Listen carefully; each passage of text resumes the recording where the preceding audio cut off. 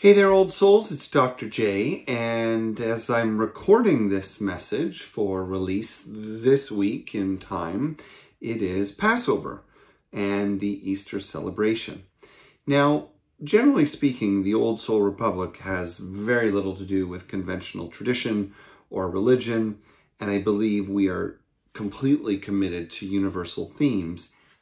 However, in the case of the Easter story, which is also the Passover story, I have come to believe very strongly for years now that this is not only a universal story in its application, but I think there is also a social relevance to this story that cuts across traditions and belief systems. So I'm going to talk about the Easter story today. And some of you have heard me do this before, and I have other longer YouTubes about this, but I can't let it go because I've come to believe that the way this story has evolved over time, regardless of what is historically true or cosmically true or metaphysically true, there is something about the story of what happened about 2,000 years ago that is remarkably relevant for today. So I guess I should add, it's not just the sort of psycho-spiritual benefits of the story. I mean, that's what I'm going to focus on. But if you consider that the Christian tradition is quite literally the world's most dominant religion, both in terms of population and arguably in terms of its influence on world culture, although clearly less so in some places, it means that we should all consider the story because we are all being influenced by people's interpretation and misinterpretation of it. So, in a quick nutshell, the Easter story, here we go. So, if you don't remember the story, or if you never knew the story, it actually begins during the Jewish celebration of Passover. Now, the Jewish celebration of Passover is an embodied communal ritual in which, through food, storytelling, and song, family and extended family come together to remember the miraculous or the miracle-fueled freedom of what you could call the Hebrew slaves out of Egypt, right? That in itself is a powerful, mystical, archetypical story. The way that the freedom from slavery comes not by military force or political law, but by elevation in consciousness. Moses quite literally rejects wealth, okay, as a mistaken son of the Pharaoh, goes to the wilderness, lives a humble life, and in his connection to nature, hears the voice of God. And following that voice brings freedom to his people. And the warning to the opposition, right, the Pharaoh and the enslaving nation, is that miracles will show that this is the right way. And if you don't honor the miraculous, then you will suffer. And of course, they did. But just think about those simple themes that I just shared. And is that not exactly what so many of us feel, that there is too much materialism, that we need a return to a simpler life, and that through our connection to nature, we will not only learn to listen to ourselves, but we will hear the voice of God. And in that, we'll reclaim our freedom, and it will be marked by a return to the world of mystery and magic. This is the balance of the yin and the yang in ancient story. Jesus is celebrating this profoundly mythical, important story with his bros. We don't know if there were really any ladies there, Probably, I hope so. But he's celebrating with his disciples.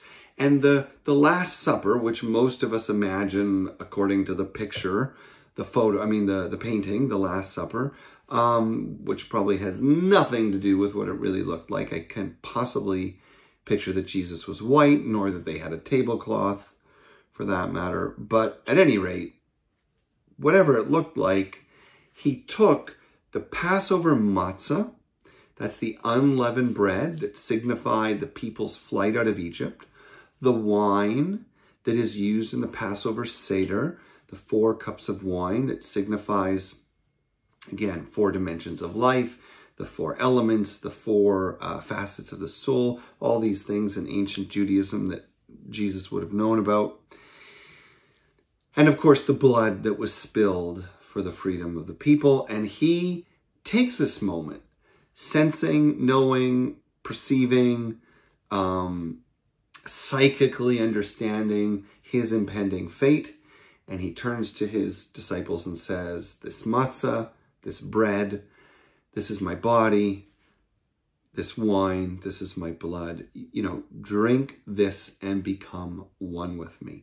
Now, what's significant about this as the kickoff to the Easter story is it begins with ceremony.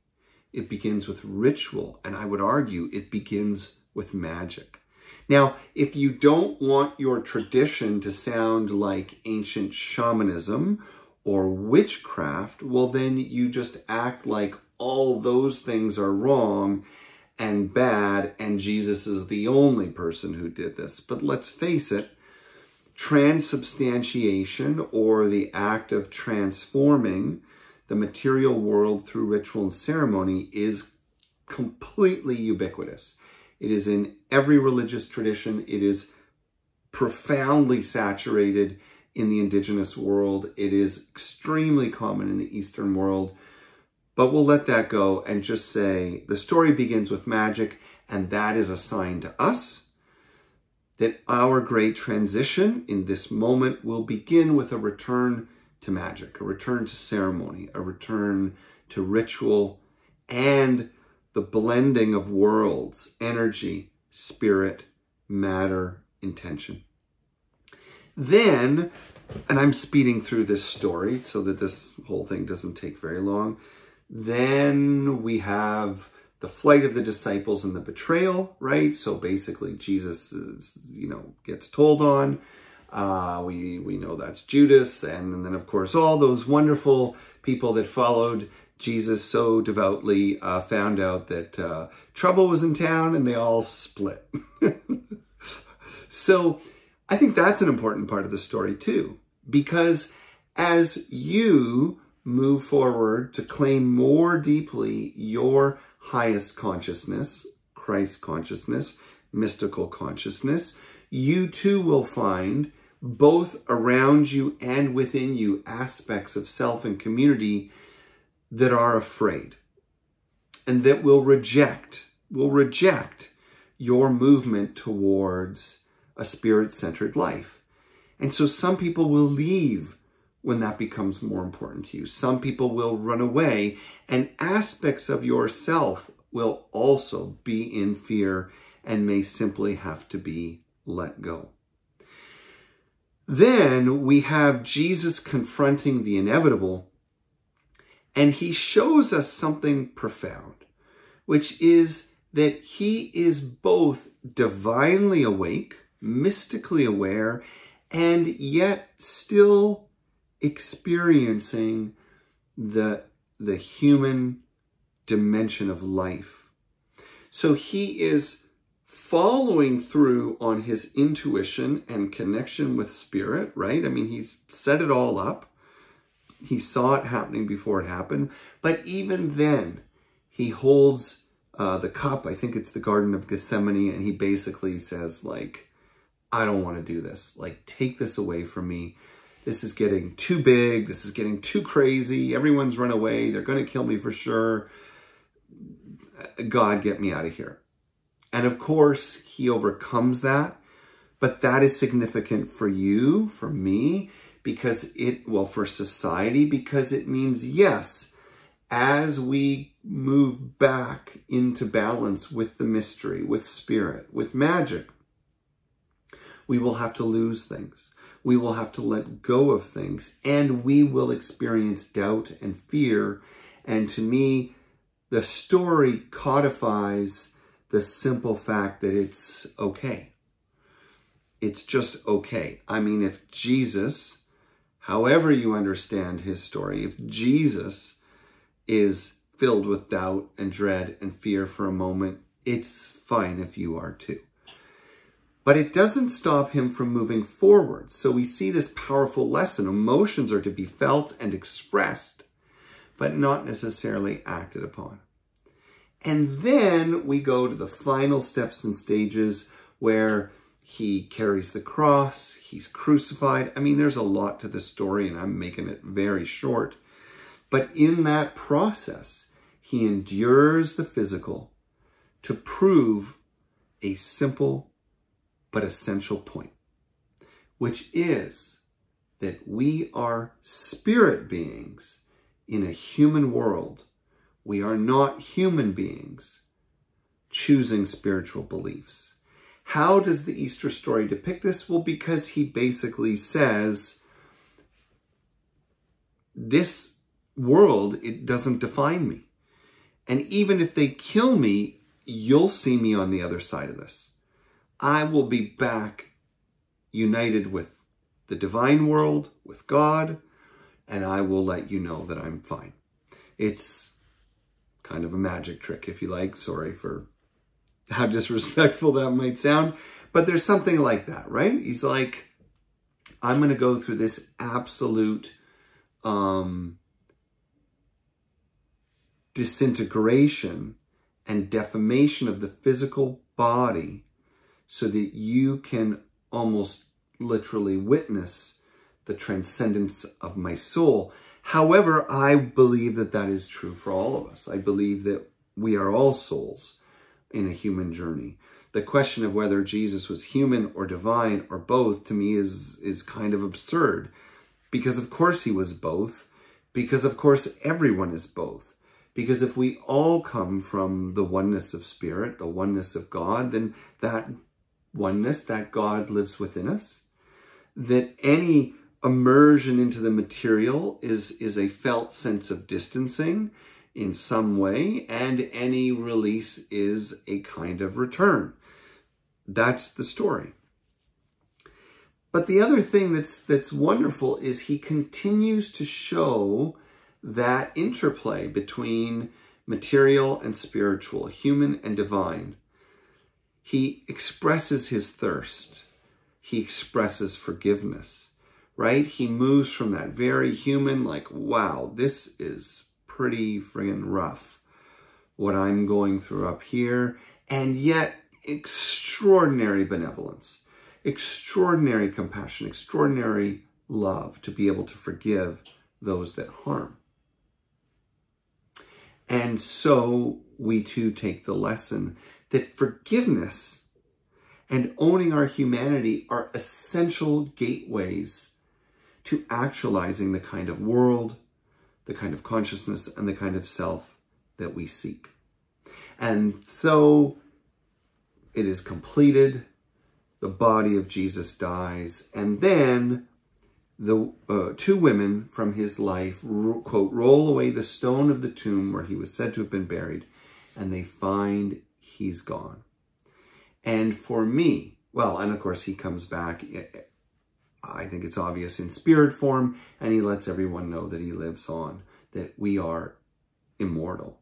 And these are really the two closing points, which is that the feminine is the not only gateway, but gatekeeper to this next world for you in your own life, your relationships, your community, but our planet. And that feminine means not only women, not only gender differentiated people, not masculine, not male, gender fluid, transgender. I think that the feminine integrated beings are literally set up here as the heralders of the new world. But then there's also just the more mythical sense that the feminine consciousness, the feminine energy that lives in all beings, regardless of their bodies or their sexuality, is essential. That is who discovers the final truth. That is who the final truth is shown to. The faithful, the feminine, and those who love this representation of transition and transformation, even when it's against all odds, against a society, and even against logic. And through that, the knowledge, the absolute knowledge of our oneness with God and the soul's nature is revealed. And so I'm going to stop there, because if you think about it, imagine if even a fraction of the billions of people that live the Christian tradition and its masculine interpretation that has fueled colonialism and conquest and division, if even a fraction of those communities and individuals could look at this story again, they would find that they would quickly become advocates of diversity, of integration, of compassion, of financial, social, political equality. It'd be a different world. And the story is not just for them, but for any one of us that seeks to rise above an impossible situation, that seeks to be a more spiritually integrated, spiritually centered being. There aren't a lot of better stories than this one, regardless of its level of material truth. It's powerful, it's persistent, and if you pay attention to some of the signs, like the thorny crown on the head of Christ, which is the corona, the crown, that literally looks like the coronavirus, I would argue that this story has its greatest potency in this moment, because we are a part of birthing a new world. Something to think about. Thanks for your time. I'll catch you later.